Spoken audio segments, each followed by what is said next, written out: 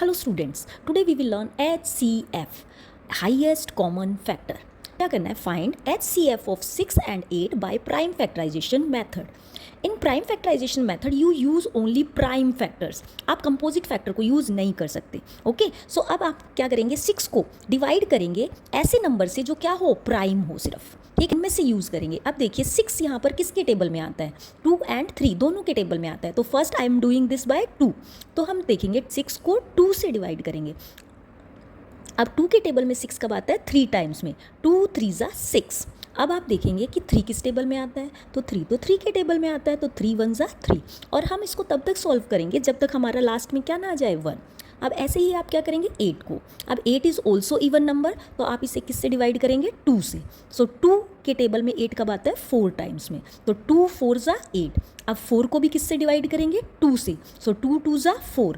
और 2 को किससे डिवाइड करेंगे? 2 से. सो 2 1 ज़ा 2. यहाँ पर भी हमारे पास क्या आ गया? 1. अब आप क्या करेंगे? आप इनके प्राइम फैक्टर्स लिखेंगे. Prime factor of 6 are 2 and 3.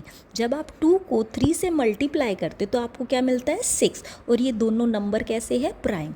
ऐसे ही आप 8 के प्राइम फैक्टर्स लिखेंगे. That are 2 multiply 2 multiply 2. So 2 2 ज़ा 4 एंड 4 2 ज़ा 8. आप अपनी चेकिंग भी कर सकते हैं. ओके.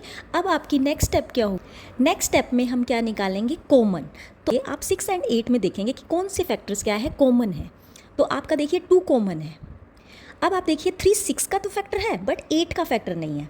और यहाँ पर देखिए 8 में 2 फैक्टर है बट यहाँ पर और नहीं है जिसको आप कॉमन कर सके. तो आपका कॉमन फैक्टर सिर्फ क्या हो गया? ये वाला पेयर. और इस पेयर में से आप किसको निकालेंगे? ओनली 2 को. तो आपका HCF क्या हो जाएगा? 2 only. So HCF of 6 and 8 is 2. अब आप अपनी चेकिंग भी कर सकते हो. लाइक 2 के टेबल में 6 भी आता है और 2 के टेबल में 8 भी आता है. तो यानी 2 is the highest common factor of 6 and 8. I hope you like the concept.